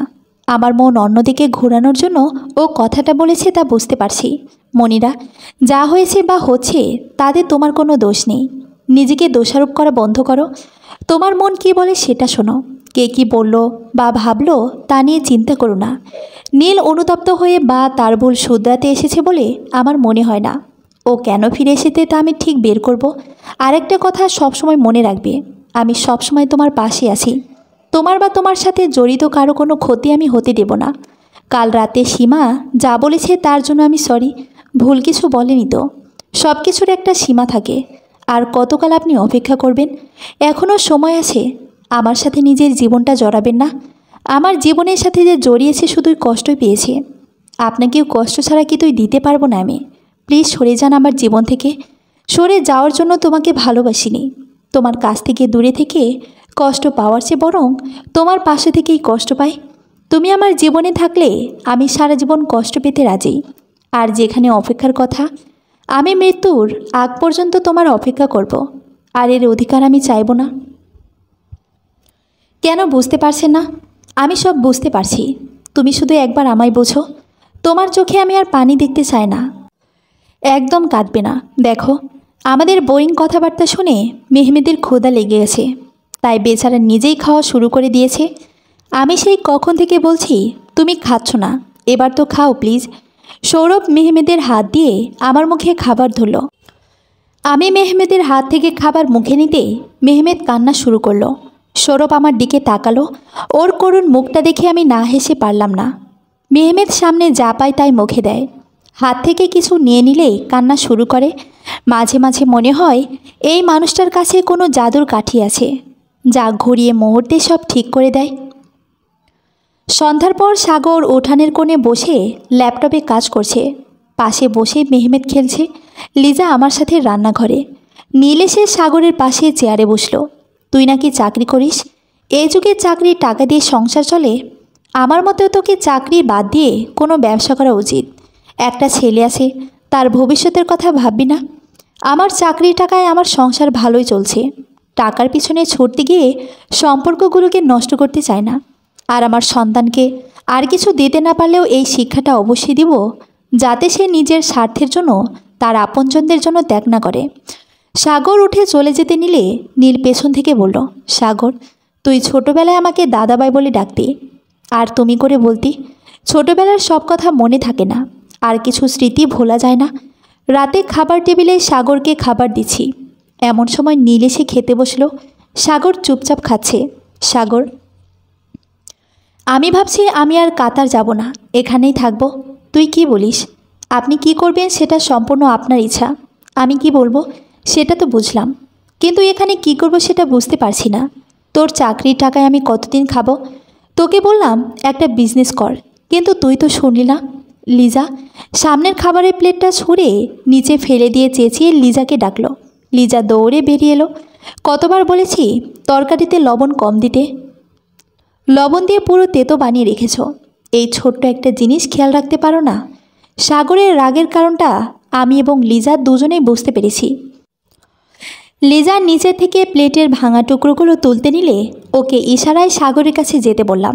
ছেলেটা রেগে আছে, ওকে সামলানো প্রয়োজন। আমি নিচ থেকে কাচের ভাঙা টুকরোগুলো তুলে চলে আসতে নিলে নীল বলল, আরে সাগর এমন করলো কেন? লবণ তো ঠিকই আছে, তেতো হয়নি তো। কিছু কিছু মানুষের আগমন আমাদের পুরো জীবনটাকে তেতো করে দেয়, তখন সব কিছুই তেতো মনে হয়। আমি কিছুতেই বুঝি না এত অবুঝ মানুষ কী করে হয়। উনি সত্যি বুঝতে পারছেন না, নাকি জেনে বুঝে সব করছে? ভাবিমা, আয় বস। সাগর, আমি জানি তুই রেগে আছিস, তারপরে বলবো এভাবে মাথা গরম করিস না। যতদিন না জানা যাচ্ছে ওনার ফিরে আসার কারণ, ততদিন একটু সহ্য কর। তুমি বুঝতে পারছো না ও কেন ফিরে এসেছে? ও নতুন করে আবার আমাদের জীবন নষ্ট করতে এসেছে। ওকে দেখলেই আমার মাথা ঠিক রাখতে পারি না। ওকে দেখলেই আমাদের জীবনের সব দুঃখ কষ্ট আমার চোখের সামনে ছবির মতো ভেসে ওঠে। ওই লোকটাকে আমি জীবনেও মাফ করব না। ওর কারণে আমরা আমাদের মাকে হারিয়েছি। ভাগ্যের জোরে তোমাকে পেয়েছি আমাদের জীবনে, নয়তো আমরা ভাই বোন কোন স্রোতে কবেই ভেসে যেতাম। তোমার প্রতি যে অন্যায়ও করেছে তার জন্য কি কঠিন শাস্তি পেতে হবে। আমার তো ওকে খুন করতে মন চায়। এসব ফালতু চিন্তা একদম মাথায় আনবি না। কর্মের ফল সবাইকে ভোগ করতে হবে। সব কিছু আমাদের হাতে নেই। মনে কর এটাও আমাদের ভাগ্যে ছিল। এত কিছু সহ্য করেছিস, আর একটু সহ্য কর। ভাবি মা, তুমি কি করে এত কিছুর পরেও লোকটাকে মাফ করে দিলে? কে বলেছে আমি ওনাকে মাফ করে দিয়েছি? সব কিছুর জন্য মাফ করতে পারলেও মায়ের কষ্টের জন্য কখনো মাফ করতে পারবো না। বাড়িতে আসলে মানুষ তো কুকুর বেড়ালকে অভুক্ত রাখে না। উনি তো মানুষ। অনেক রাত হয়েছে, মেহমেদ ঘুমিয়ে গেছে, যা ওকে নিয়ে যা।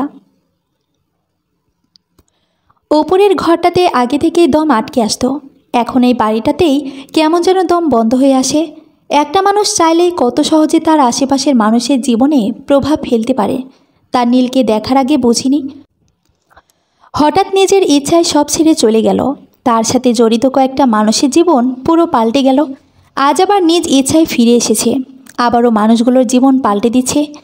খুব সুন্দর করে গুছিয়ে রেখেছ সব কিছু। ছাদের মুক্ত বাতাসে দম বন্ধ ভাবটা কিছুটা কমতে শুরু করেছিল। এর মাঝে নীলের উপস্থিতি ভালো লাগাটাকে নিমিষেই গায়েব করে দিল। তার সাথে কথা বলার একটু ইচ্ছা আমার হচ্ছে না। তাকে পাশ কাটিয়ে কিছুটা আসতেই পেছন থেকে আবারও নীল বলল, মনিরা, আমার ভুলগুলো ভুলে গিয়ে আমাকে আরেকটা সুযোগ দেওয়া যায় না? যেভাবে সবার জীবন তুমি গুছিয়ে দিয়েছ, তেমনি আমার অগোছালো জীবনটাও গুছিয়ে দাও। আমাদের সম্পর্কটাকে আরেকটা সুযোগ দেওয়া যায় না? পারো না আমায় ক্ষমা করতে? কোন সম্পর্কের কথা বলছেন? আপনার আর আমার মাঝে কখনো কোনো সম্পর্ক ছিল? যদি থাকতো তবে এত সহজে তা ভেঙে দিতে পারতেন না। সম্পর্ক কাচের মতো হয়, একবার ভেঙে গেলে তা যত নিখুঁতভাবে জোড়া লাগানো হোক না কেন, ভাঙনের দাগ থেকেই যায়। সেই দাগের সামান্য আঘাতেই তা আবারও ভেঙে যায়। আমি জানতাম তোমার উত্তর না হবে, জানতেই যখন তখন প্রশ্ন করলেনই বা কেন? তোমার ভালোবাসার গভীরতা মাপতে ভালোবাসার ওজন বা গভীরতা পরিমাপ করা যায় না, অনুভব করতে হয়। তোমার প্রেমিক জানে যে তুমি কখনো তাকে পিতা হওয়ার সুখ দিতে পারবে না। লোকটার কথায় আমার পা থেমে গেল। আমার উত্তরের অপেক্ষা না করে নীল আবারও বলতে লাগলো, বলছি বিয়েটি হওয়ার আগে জানিয়ে দেওয়া ভালো, পরে জানলে প্রবলেম হতে পারে। কি প্রবলেম হবে? আমাকে ছেড়ে চলে যাবে? আপনি তো বিয়ের আগেই জেনেছিলেন, তাহলে আপনি চলে গিয়েছিলেন কেন? সবাইকে নিজের মতো ভাবা বন্ধ করুন। আর হ্যাঁ, সৌরভ আমার প্রেমিক না, আমার হবু স্বামী। তার মানে বিয়েটা করছো? যাক, তোমার বিয়েটা খেয়ে কাতার ফিরবো ভাবছি। অনেক দিন বাংলাদেশের বিয়ে খায়নি। একটা বিষয় খেয়াল করেছ? যদিও বিয়েটা আমার সাথে হয়েছিল, তাও আমি বাংলাদেশে শেষ তোমার বিয়েই খেয়েছিলাম। আর এত বছর পর আবার তোমার বিয়েই খাবো। আমি বোধহয় পৃথিবীর প্রথম পুরুষ যে নিজের এক্স ওয়াইফের বিয়ে নিয়ে এতটা এক্সাইটেড। এই লোকটার মাঝে আবেগ, অনুতাপ, প্রায়শ্চিত কোনো অনুভূতি নেই। একটা মানুষ কি করে এতটা নীচ হতে পারে? আপনি কতটা নীচ তা জানতাম, কিন্তু এতটা মনুষ্যত্বহীন তা জানতাম না। আপনার লজ্জা করে না এসব বলতে? এত কিছুর পরেও আপনার মনে কোনো অনুতাপ, কোনো আক্ষেপ, কোনো অনুশোচনা নেই? কি করে পারেন এতটা স্বার্থপর হতে? একটা কথা বলুন তো, দিন শেষে আপনার সাথে চোখ মেলাতে পারেন? ফোনের স্ক্রিনে সৌরভের নাম বারবার ফ্ল্যাশ হচ্ছে। ইচ্ছে করে ফোন ধরছি না, শত চেষ্টা করেও ওর কাছ থেকে কিছু লুকাতে পারি না। ও ঠিক জেনে নেবে আমার মনের অস্থিরতা। আজ সকাল থেকে নীলকে দেখা যাচ্ছে না। সাগর নাস্তা করে বেরিয়ে গেছে। লিজা মেহমেদকে নিয়ে ওর বাবার বাসায় গেছে। দুপুরের পর নীল আসলো। আমি বারান্দায় বসে কিছু করছিলাম। নীল উঠানের মাঝে দাঁড়িয়ে চারদিক ঘুরে ঘুরে কী যেন দেখছে। আমি তাকে দেখেও অদেখা করে নিজের কাজ করছি। নীল আমার সামনে এসে দাঁড়ালো। জানো আজকের বাজারে এই বাড়িটার মূল্য কত? প্রায় কোটি টাকা। তোমরা কেন যে এরকম একটা আদিকালের বাড়িতে পড়ে আছো বুঝি না। এই ভাঙাচোরা বাড়িটা বিক্রি করে ভালো একটা জায়গায় বাড়ি করতে পারো তো। ভেবেছিলাম গত রাতের পর হয়তো লোকটার মাঝে একটু হলেও অনুতাপ দেখা যাবে, কিন্তু আমি ভুল ভেবেছিলাম। কি ব্যাপার, কিছু বলছে না কেন? তুমি সাগরের সাথে কথা বলো। আমার কাছে খুব ভালো একটা ডিল আছে। আমি এই বাড়ি 1 কোটি টাকায় বিক্রি করিয়ে দিতে পারবো। আপনি ঠিক বলেছেন, এই বাড়ির দাম কোটি টাকা, কিন্তু সেটা আপনার কাছে। আমার কাছে এই বাড়িটা অমূল্য। দুনিয়ার সব টাকার বিনিময়েও এই বাড়ি বিক্রি হবে না। একই রকম বাড়ি চাইলে এর চেয়ে ভালো কোনো জায়গাতেও তো বানাতে পারো। আপনার কি মনে হয় শুধু ইট পাথর দিয়ে দেয়াল মেঝে ছাদ দাঁড় করিলেই সেটা বাড়ি হয়ে যায়? একটা বাড়ি তখনই নিরাপদ শান্তির আবাসস্থল হয় যখন সেখানে বসবাস করা মানুষগুলো মায়া, ভালোবাসা, ছোট ছোট দুষ্টু মিষ্টি স্মৃতিগুলো সেটাকে বসবাস করার যোগ্য বানায়। তার আগ পর্যন্ত কোনো ইট পাথর বাড়ি হয় না। দেখো, আবেগ দিয়ে দুনিয়া চলে না। তাহলে কী দিয়ে দুনিয়া চলে? ধোকার বেইমানি দিয়ে, নাকি স্বার্থপর হয়ে? আপনার মতো। আপনি নিজের ভালো ছাড়া আর কারো কথা চিন্তা করেন না, তাই না? এই বাড়ির প্রতিটা দেয়াল, ছাদ, মেঝে এই বাড়ির মানুষগুলোর সাথে ঘটে যাওয়া ঘটনার সাক্ষী। এই বাড়ির প্রতিটা দেয়াল এক মায়ের সন্তান জন্ম না দিয়েও নিজের সবটুক মমতা দিয়ে কাউকে সন্তান স্নেহে বড় করে তোলার সাক্ষী। প্রতিটা ছাদ একটা মেয়ে যার জীবন আগে থেকেই অনেক কিছু কেড়ে নিয়েছে, তাকে সমাজের চোখে হাসির পাত্রী বানানোর সাক্ষী।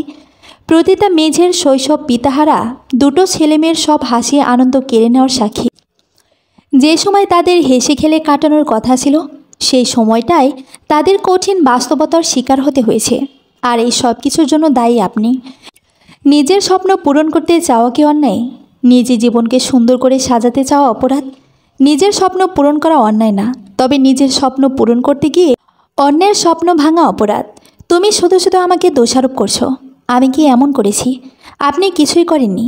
আপনার জন্ম না দিয়েই মায়ের সব দায়িত্ব পালন করা মায়ের সর্বত্র ছিনিয়ে নিয়ে তাকে পথে বসিয়ে চলে গিয়েছিলেন। জীবনে যাকে কোনো পুরুষ স্পর্শ করেনি তার চরিত্রে প্রশ্ন তুলে পালিয়ে গিয়েছিলেন। বাবাহারা অবশ দুটো বাচ্চা যারা আপনার কাছ থেকে পিতার দায়িত্ব আশা করেছিল, তাদের অনিশ্চিত ভবিষ্যতের মুখে ফেলে দিয়ে রাতের আধারে নিজের স্বপ্ন পূরণ করতে পাড়ি দিয়েছিলেন। আপনি কিছুই করেননি। হ্যাঁ, আমি কাকে কি বলছি? আপনার মাঝে তো কোনো আবেগে নেই। আপনি তো বাস্তববাদী মানুষ। আপনার মতো স্বার্থপর লোক শুধু নিজের কথা ভাবতে পারে, নিজের অতিরিক্ত তারা কারো কথা ভাবে না। তো মিস্টার বাস্তববাদী, আপনার স্বপ্ন পূরণ হয়েছে, চুপ করে আছেন কেন? এত বছরে নিশ্চয়ই আপনার স্বপ্ন পূরণ হয়ে গেছে। নিশ্চয়ই আপনার সফলতার চমক দেখাতে ফিরে এসেছেন, তাই না? আপনি কোন সম্পর্কে ঠিক করতে বা আপনার ভুল শোধরাতে তো আসেননি। যদি আসতেন তবে আপনার চোখে অনুশোচনা থাকতো। এই বাড়ির দাম শুনে লোভে আপনার চোখ দুটো চকচক করতো না। আপনি নিজেকে খুব চালাক ভাবেন, তাই না? আপনি কেন ফিরে এসেছেন তা আপনি না বললে আমরা জানতে পারবো না, এটাই ভেবেছিলেন? আপনি ভুল ভাবছেন, আমি সব জানি। এত অবাক হওয়ার কিছু নেই। আপনি তো ডিল করতে খুব পছন্দ করেন, তাই না? কিন্তু আপনি হয়তো জানেন না, সুখের কোনো ডিল হয় না। আপনি আমাদের ধোঁকা দিয়ে এই বাড়ি নিয়ে নিলেও আমার ছেলে মেয়ের জীবন থেকে সুখ কেড়ে নিতে পারবেন না। আমি তা হতে দিব না। আমার বাচ্চাগুলো জীবনে অনেক কষ্ট সহ্য করেছে। অনেক ঝড় ঝাপটার পর ওদের জীবনে সুখ এসেছে, তা আমি কিছুতেই নষ্ট হতে দেব না। এই বাড়ি চাই তো আপনার? ঠিক আছে, নিয়ে নিন। বিনিময়ে দয়া করে আমাদের মুক্তি দিন। আপনার ছায়াও আমি আমাদের জীবনে চাই না। আপনার কাছ থেকে কোনো কিছুর আশা করি না। শুধু একটা প্রশ্নের উত্তর দিন, আপনার এভাবে চলে যাওয়ার সঠিক কারণটা কী ছিল? শুধুই কি বিলাসবহুল জীবনের আশায়, নাকি এমন কিছু ছিল যা সবার দৃষ্টির অগোচরে রয়ে গেছে? কি জানতে চাও আমি কেন গিয়েছিলাম? হ্যাঁ, আমি চলে গিয়েছিলাম। আমি আমার জীবনটাকে নিজের মতো করে বাঁচতে চেয়েছিলাম। বাবার মতো সারাটা জীবন কাপড়ের ভেতর থেকে কাটাতে চাইনি নিজের ইচ্ছা স্বপ্ন বিসর্জন দিয়ে ধুকে ধুকে বাঁচতে। এখানে থাকলে আমার স্বপ্নগুলো কাপড়ের ভাঁজে চাপা পড়ে থাকতো। চাই চলে গিয়েছিলাম। জীবনে ভালো থাকতে হলে টাকা লাগে, টাকা থাকলে সব কেনা যায়। আমার বাবার টাকা ছিল না, তাই আমার মা চলে গিয়েছিল। সেদিন আমি প্রতিজ্ঞা করেছিলাম আমি জীবনে অনেক বড় হব, আমি অনেক টাকার মালিক হব। তখন আমাকে আর কেউ ছেড়ে যেতে পারবে না। বড় হওয়ার জন্য আমাকে যা করতে হবে আমি তাই করব। এই বাড়ির মানুষগুলো আমার স্বপ্নের পথে বাধা ছিল, তাই তাদের ছেড়ে গিয়েছিলাম। আমার কাছে কোনো সম্পর্কই আমার স্বপ্নের চেয়ে বেশি না। সব সম্পর্ককে পেছনে ফেলে চলেই তো গিয়েছিলাম আপনার স্বপ্নের পথে। কিন্তু কি পেয়েছেন? পেয়েছেন স্বপ্ন পূরণ করতে। যদি একবার বলতেন আপনার স্বপ্নের কথা। আপনার কি মনে হয় আপনার পরিবার আপনাকে বাধা দিত না, বরং আপনার পাশে থেকে আপনাকে সাহায্য করত? চায় না আমি কারো করুণা, আপনার মনে জমে থাকা রাগ জেদ এতটাই কঠিন রূপ নিয়েছে যে আপনি আপনার আপনজনদের নিঃস্বার্থ ভালোবাসা দেখতে পাননি। জীবনে টাকাই সব কিছু না। মানছি, জীবনে ভালোভাবে বাঁচতে হলে টাকা লাগে, কিন্তু বাঁচার জন্য কারণও তো লাগে। আমাদের বেঁচে থাকার কারণ আমাদের আশেপাশে প্রিয় মানুষগুলো। একবার চিন্তা করে দেখুন তো, আপনি বিশাল সম্পত্তির মালিক, কিন্তু একা আপনার পাশে নিজের বলতে কেউ নেই। পারবেন নিজেকে সুখী বলে দাবি করতে? সুখ কাকে বলে? নিজের যা আছে তা নিয়ে সন্তুষ্ট থাকার নামই সুখ। আমাদের ভাগ্যে যা আছে আমরা তার বেশি শত চেষ্টা করলেও পাবো না। একটা ভুল জীবন থেকে অনেক কিছুই কেড়ে নেয়। অনেক বছর আগে কিছু সম্পর্ক পেছনে ফেলে পালিয়ে গিয়েছিলেন, যার পরিণতি আজ আপনার সামনে। আপনার একটু ভুলে অনেকগুলো জীবন এলোমেলো হয়ে গেছে। জীবনের এত দূরে এসে আবার সেই ভুল করবেন না। সমস্যা থেকে পালিয়ে বেরোলে কখনো সমাধান হতে পারে না। একটা ভুল করে সেই জীবনটা নষ্ট করবেন না, যেটা এখানেই শুরু হয়নি। নীল চুপচাপ আমার কথাগুলো শুনে নিজের রুমে গিয়ে দরজা বন্ধ করে দিল। সারা রাত নীলের রুমের দরজা বন্ধই ছিল। পরদিন সকালে দরজায় নক করলাম, কিন্তু কোনো সাড়া শব্দ নেই। দরজা ধাক্কা দিতেই খুলে গেল। সামনের চোখে পড়তে দেখলাম নীলের রুমে ঢুকে দেখি নীল রুমে নেই। ফ্যান চলছে, ফ্যানের বাতাসে কতগুলো কাগজ সারা রুমে ছড়িয়ে ছিটিয়ে আছে। ফ্যানটা বন্ধ করে কাগজগুলো কুড়িয়ে নিয়ে টেবিলে রাখতে গিয়ে একটা কাগজ দেখতে পেলাম। হাতের কাগজগুলো টেবিলে রেখে পাশের কাগজটা হাতে নিয়ে দেখি নীলের লেখা চিঠি। ঠিক এমনই একটা চিঠি বহু বছর আগে পেয়েছিলাম। সেই চিঠির প্রতিটা কথার এখনও মনে আছে আমার। আর লেখাটাও চিনতে একটু কষ্ট হয়নি। মানুষটা আবারও পালিয়ে গেছে, কিন্তু কেন জানি এবার মানুষটার পালানোতে আগের বারের মতো কোনো কষ্ট হচ্ছে না, বরং ভালো লাগছে। চিঠিটা রেখে কুড়িয়ে নেওয়া কাগজগুলো গুছিয়ে রাখতে রাখতে মনে একটা কথাই চলছিল, যে মানুষটার জন্য টাকা উপার্জন করাই জীবনের মূল লক্ষ্য ছিল। সে আজ কোটি টাকার মূল্যে এই বাড়ির দলিল এভাবে ফেলে রেখে চলে গেল। সত্যি সময় সব পারে। জীবন থেকে আরও 5টা বছর চলে গেছে, তবে এই 5টা বছর যেন তাড়াতাড়ি শেষ হয়ে গেছে। কেউ ঠিকই বলেছে, ভালো সময় দ্রুত পার হয়ে যায়। নীলের যাওয়ারও 5 বছর কেটে গেছে। কোথায় আছে তা জানলেও কেমন আছে তা জানি না, জানার চেষ্টাও করিনি। সেই রাতে সৌরভ ফোনে না পেয়ে বাসায় চলে আসে। নীলের সম্পর্কে খোঁজ নিয়ে যা জানতে পেরেছে সব আমাকে জানায়। নীল কিছুদিনের মাঝে খুব ভালো কাজ পায় আর ভালো টাকাও কামাই করে। নিজের কিছু টাকা জমিয়ে নিজে বিজনেস করতে চায়। তার জন্য কিছু লোকের কাছ থেকে টাকা ধার নেয় কিছু সময়ের জন্য। নীলের বিজনেস ভালোই চলছিল। যে লোকটা নীলকে সেখানে নেয়ার ব্যবস্থা করে সে নীলের সাথে নীলের বিজনেসে পার্টনার হয়। একসময় সেই লোকটা অনেক টাকা নিয়ে পালিয়ে যায়। যারা নীলের কাছ থেকে টাকা পেত তারা টাকা চাইলে নীল সময় নেয়, কিন্তু সময়ের পরেও পরিশোধ করতে পারে না। তখন পাওনাদাররা নীলের বিরুদ্ধে মামলা করে। নীল কিছুদিন লুকিয়ে থেকে সুযোগ বুঝে এখানে পালিয়ে আসে। ওখানে নীলের স্ত্রীকে ওরা বিভিন্নভাবে টাকার জন্য হয়রানি করছে। নীলের স্ত্রী 4 মাসের অন্তঃসত্ত্বা। প্রকৃতি বড্ড পাষাণ, সে তার প্রতিশোধ নিয়ে নেয়। একসময় নীল কারো বিশ্বাস ভেঙেছিল, আজ কেউ নীলের বিশ্বাস ভেঙে ওকে পথে বসিয়ে চলে গেছে। প্রকৃতি যখন কিছু ফেরত দেয়, সুদ সমেত ফেরত দেয়। নীল যা করেছে তাতে তাকে ক্ষমা করা যায় না, কিন্তু যাকে নিয়তি এত বড় শাস্তি প্রথম থেকেই দিয়ে রেখেছে তাকে নতুন করে আমি আর কি শাস্তি দেব? নীলকে আমি ক্ষমা করে দিয়েছি সৌরভের কাছে সব শোনার পরে, কিন্তু সেদিন নীলকে তার ভুলগুলো ধরিয়ে দেওয়া খুব প্রয়োজন ছিল। নীল একই ভুল আবারও করতে যাচ্ছিল। নিজের স্ত্রী অনাগত সন্তানকে রেখে পালিয়ে এসেছিল নিজে বাঁচতে। একবারও চিন্তা করেনি তার স্ত্রী সন্তানের এতে কোনো দোষ নেই, কেন তারা তার পাপের শাস্তি ভোগ করে।